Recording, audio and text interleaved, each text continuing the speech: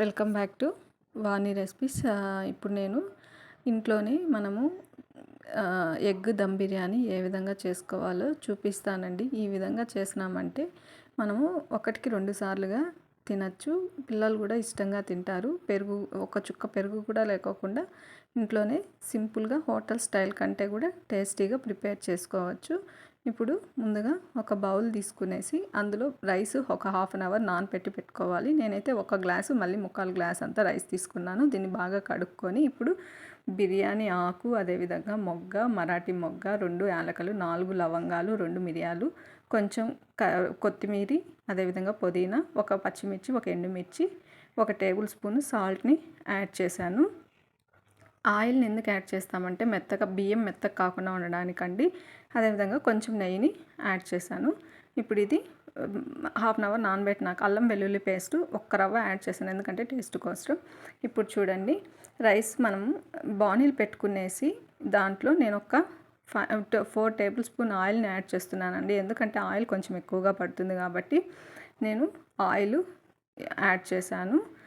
1 table spoon నెయ్యిని add చేసి ఇప్పుడు ఒక ఆనియన్ పెద్దది కట్ చేసి పెట్టుకొని అది బాగా డీప్ ఫ్రై చేసుకున్నాను. ఇది చూడండి, డీప్ ఫ్రై అయిపోయింది. ఇప్పుడు దీన్ని పక్కకి ప్లేట్లోకి తీసేసుకుందాము. ఎందుకంటే మళ్ళీ 2-3 వాటిల్లో అంటే మనకి ఆయిల్ ప్లస్ బౌల్స్ వేస్ట్ అవుతాయని నేను ఒకే దాంట్లోనే ఫస్ట్ అది ఫ్రై చేసుకున్నాక తర్వాత మసాలాలన్నీ ఇప్పుడు ఇందులోకి యాడ్ చేస్తున్నాను. మిర్చి 1, ఎండుమిర్చి, పచ్చిమిర్చి, అదేవిధంగా ఆకు, 2 యాలకులు, 2 చెక్క, అదేవిధంగా లవంగాల్ని యాడ్ చేశాను. అవి కొంచెం ఫ్రై అయిన తర్వాత 1 టేబుల్ స్పూన్ అల్లం వెల్లుల్లి పేస్ట్ని యాడ్ చేస్తున్నాను. ఇప్పుడు పక్కన కట్ చేసి పెట్టుకున్న 2 పెద్ద సైజ్ టమోటాని దీంట్లోకి యాడ్ చేస్తున్నాను. ఇది మూత పెట్టుకునేసి ఇప్పుడు చూడండి, రైస్ హాఫ్ అన్ అవర్ తర్వాత బాగా మనం 80% ఉడకంగానే ఇప్పుడు పక్కకి వంపేసి పెట్టుకోవాలి. ఇప్పుడు దీంట్లో టమోటా బాయిల్ అయి ఉంటుంది. ఆలోపు 1 టేబుల్ స్పూన్, తక్కువగా, టేబుల్ స్పూన్ అంటే ఎక్కువ వేయద్దండి, సాల్ట్ ఎక్కువ అయిపోతుంది. తర్వాత 1 టేబుల్ స్పూన్ కారం, అదేవిధంగా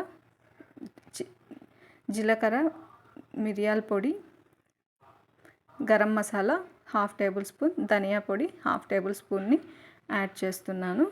ఇవన్నీ యాడ్ చేసుకున్నాక ఒకసారి మొత్తం అంతటికి పట్టేటట్లు ఫ్రై చేసుకోవాలి.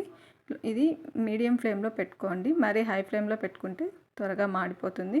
ఇప్పుడు 1 గ్లాస్ వాటర్ని యాడ్ చేస్తున్నానండి. ఇందులో 1 గ్లాస్ వాటర్ని యాడ్ చేసి అదేవిధంగా మనం పక్కన బాయిల్ చేసి పెట్టుకున్న ఎగ్స్ని ఇప్పుడు ఇందులో యాడ్ చేసి దీని మీద మూత పెట్టి అలాగే ఒక 5 మినిట్స్ బాగా బాయిల్ అవ్వాలి.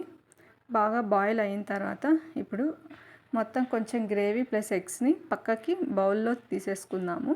కొంచెం దగ్గరికి రావాలండి ఇది.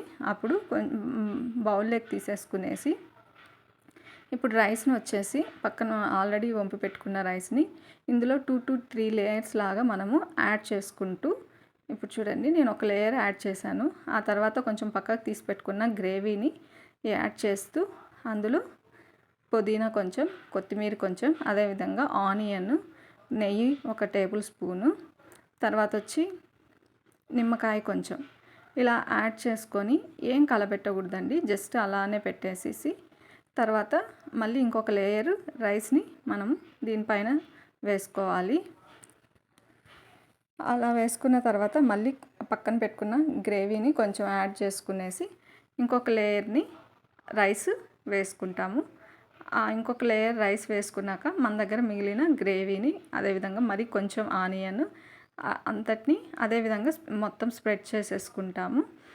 నెయ్యి, తర్వాత వచ్చి నిమ్మకాయ. యాక్చువల్గా దమ్కి కొంచెం నెయ్యి, లెమను, ఆనియన్స్ పడితేనే అండి టేస్టీగా ఉంటుంది. ఇలా చూడండి, మళ్ళీ ఈ విధంగా మీరు పైన యాడ్ చేసుకోవాలి. కొంచెంగా పుదీనా, కొత్తిమీర కూడా మళ్ళీ వేసుకునేసి మొత్తం పట్టేటట్లు తర్వాత దీని మీద మూత పెట్టేసి లో ఫ్లేమ్లోనే ఒక 3 మినిట్స్ బాగా బాయిల్ అయితే మనం 80% ఉడకపెట్టుకుంటాం కాబట్టి మిగిలింది కూడా ఇక్కడ బాయిల్ అయిపోయి బాగా దమ్ అంతా మొత్తం రైస్కి అంతటికి పడుతుంది. ఇప్పుడు మూత పెట్టేసి దాని మీద ఏదన్నా అంటే బయట పోకోకుండా ఏదన్నా క్లాత్ కానీ లేదంటే కాపర్ ఫాయిల్ వస్తుంది కదా, దాన్ని కానీ చుట్టి పెట్టి మూత పెట్టండి. ఇప్పుడు చూడండి, సింపుల్గా రెడీ అయిపోయింది. ఇప్పుడు చూసామంటే బాగా దమ్ము అయి ఉంటుందన్నమాట. ఇంకా ఒకసారి దాన్ని చూసేసుకొని మళ్ళీ మనం ఆఫ్ చేసిన తర్వాత 5 మినిట్స్ అలాగే పెట్టుకోవాలి. ఇంక